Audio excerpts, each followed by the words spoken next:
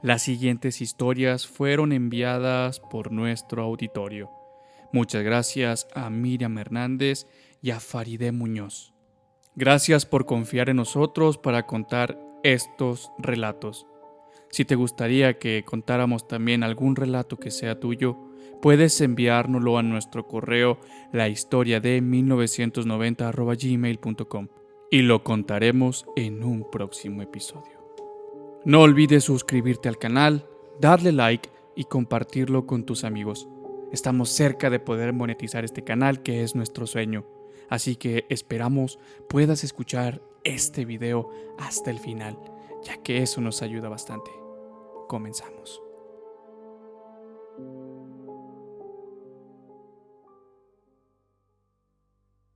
Se dice que poco después de terminada la piratería, durante el dominio francés sobre el reino español, una pareja de jóvenes esposos llegó a Campeche. El señor, un rico burgués que era ateo, mientras que su esposa era una devota católica. Al pasar los años, lograron concebir 3 hermosísimas hijas. La menor de ellas, Ofelia, no había sido bautizada por capricho de su padre. La familia tenía un perro llamado Labrador, mascota preferida de Ofelia, a quien el can le tenía un gran cariño. Una noche, sin embargo, los esposos escucharon los gruñidos y ladridos del Labrador. Asomaron por la ventana y solo observaron al perro que ladraba hacia la parte oscura del patio. Horas después, la pareja volvió a despertarse debido a los terribles y poderosos ladridos del can. Al asomar por la ventana pudieron observar un bulto que escapaba hacia el patio y que luego se perdió en la oscuridad. Sin duda es un gato, pensaron y se volvieron a acostar. Pero por tercera vez escucharon que el perro ladraba aún con más fuerza. Su sorpresa fue que los gruñidos del labrador se escuchaban muy cerca, tan cerca que supieron que su mascota había entrado a la casa. Pero al prestar más atención, no solo escucharon los ladridos del perro. Lograron escuchar unos gruñidos muy graves y más aún, los gritos de terror de una niña, Ofelia.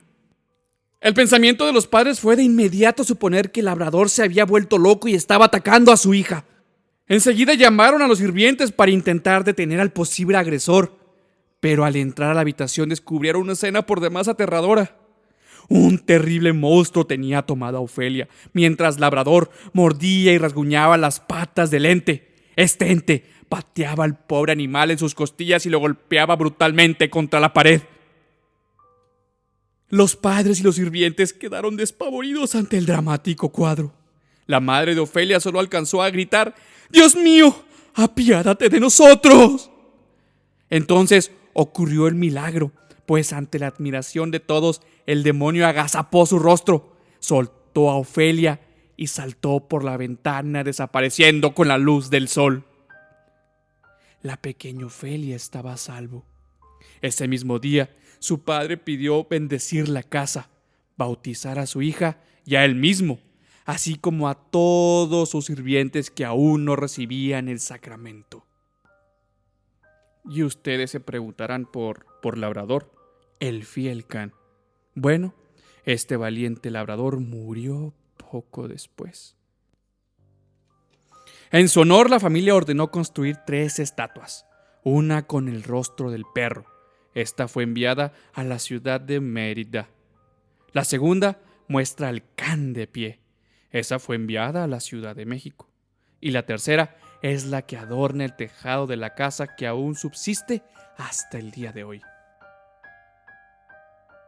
Y cuéntame, si has ido a la ciudad de Campeche, ¿pudiste visitar la casa del labrador? Y si es así, déjame en los comentarios si aún está la estatua, si aún persiste esa estatua en el tejado, cuidando a Ofelia después de muerto.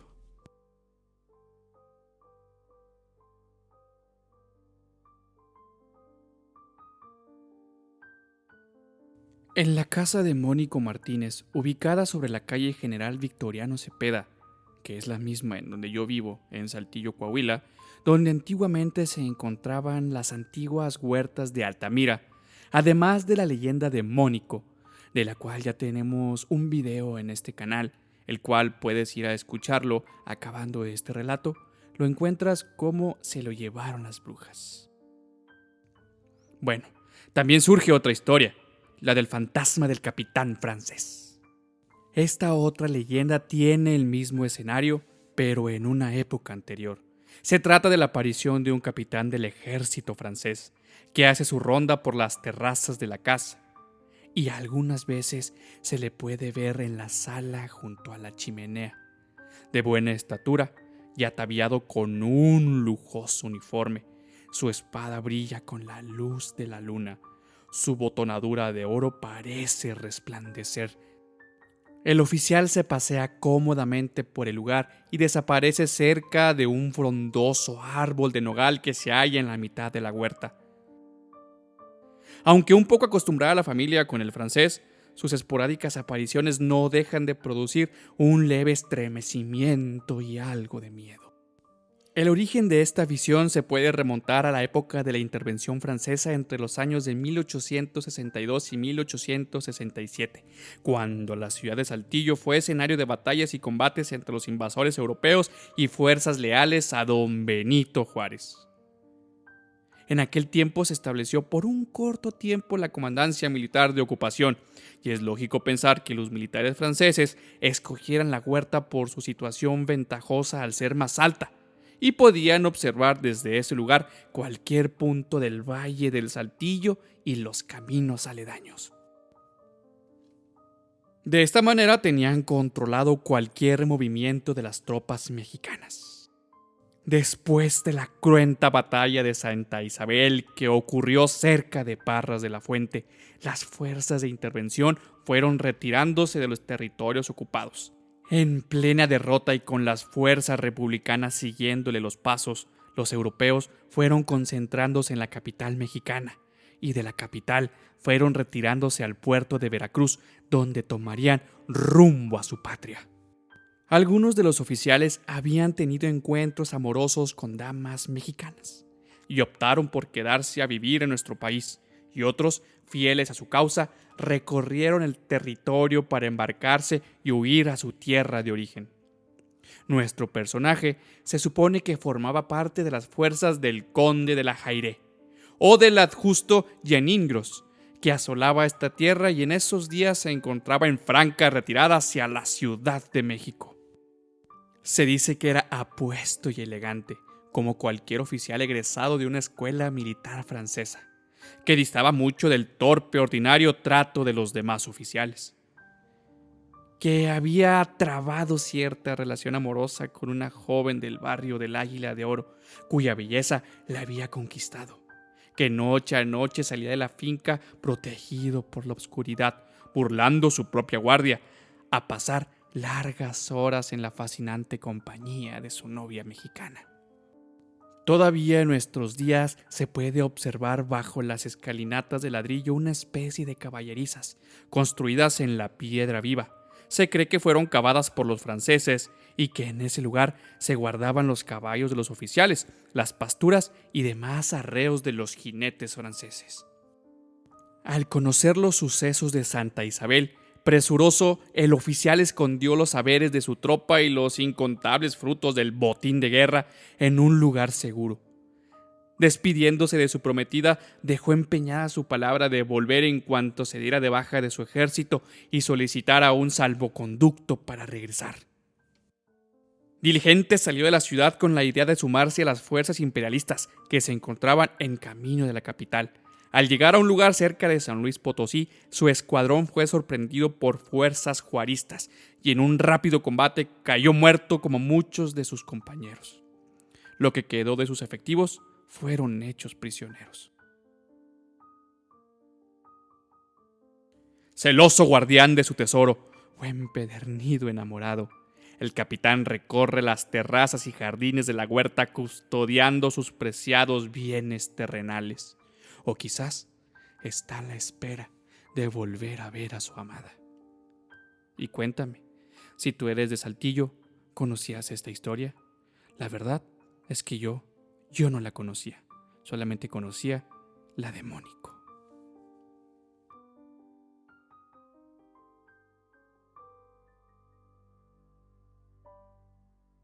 En las calles de la Aurora, Coahuila, deambula lo que dicen es un espíritu que no pueden ver. No se evidencia ni como un bulto. Solo lo pueden sentir cómo se sienta en las camas. No pretende asustar, solo estar cerca de un ser vivo, sentirse acompañado. ¿Cuentan? Eso cuentan en la colonia. Por las noches es posible sentir su presencia en las calles más arboladas de esta colonia.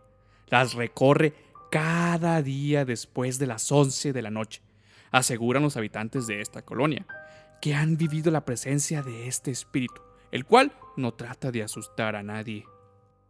Olga es una residente de esta zona, y ella nos comentó que una tarde entre semana llegó enferma a su casa, con un dolor de cabeza y una infección en la garganta.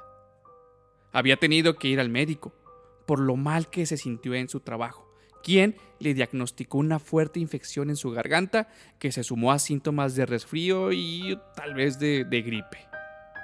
Todo su cuerpo resentía la sintomatología, por lo que procedió a regresar a su casa, no sin antes de haber avisado en su trabajo. Olga se retiró a su casa en la Aurora. Estacionó su auto en la cochera, descendió de él, bajó con ella la bolsa de medicamentos que había comprado para aliviar los dolores de su cuerpo y combatieran la infección en la garganta.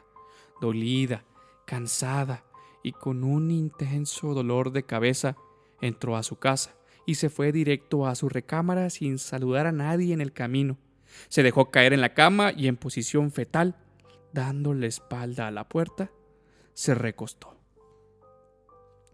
El sueño la tomó y quedó profundamente dormida. Pero entre sueños, ella se percató de que alguien se sentó en la esquina de su cama. Era una presencia que no se veía y no sentía miedo.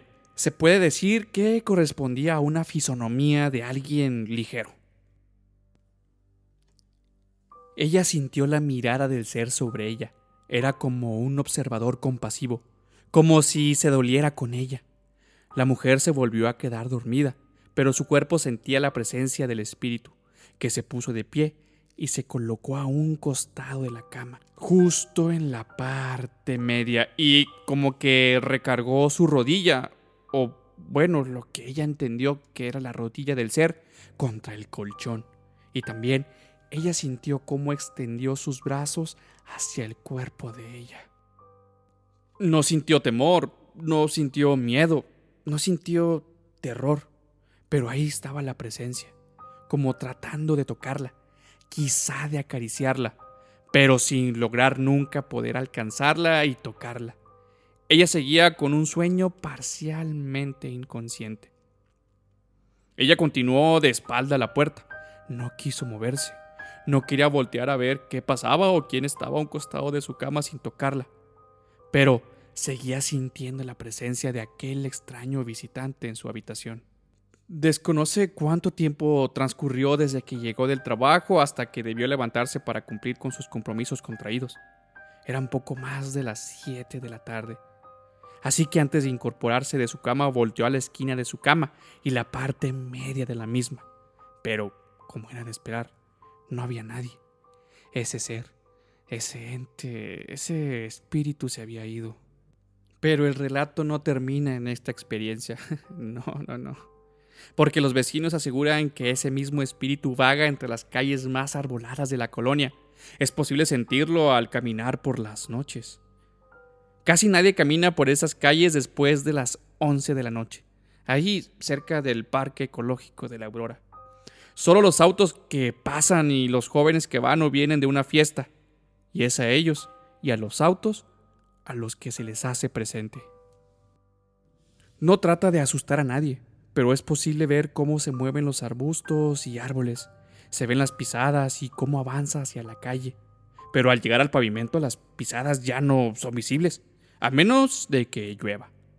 Pero esos días es evidente cómo camina y hacia dónde se dirige porque pisa el agua y se ve muy clarito el pie. Y es ahí donde la gente sale corriendo del lugar. Aquel ser solo pasea por las calles. No se sabe que se manifieste en otras casas o calles. Como que esta zona es la que le gusta. O aquí vivió tal vez en otro tiempo que no es el nuestro. Pero el hecho es que este espíritu deambula por la colonia La Aurora.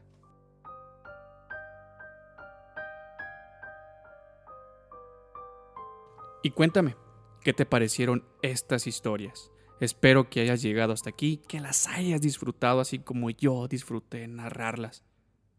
Ayúdanos a compartir este video con tus amigos, suscribirte al canal y todo lo que tú consideres necesario, ya que estamos con la firme esperanza de poder monetizar el canal para traerte más y mejores historias. Yo soy Gustavo Silva y recuerda, no mires por el retrovisor de noche.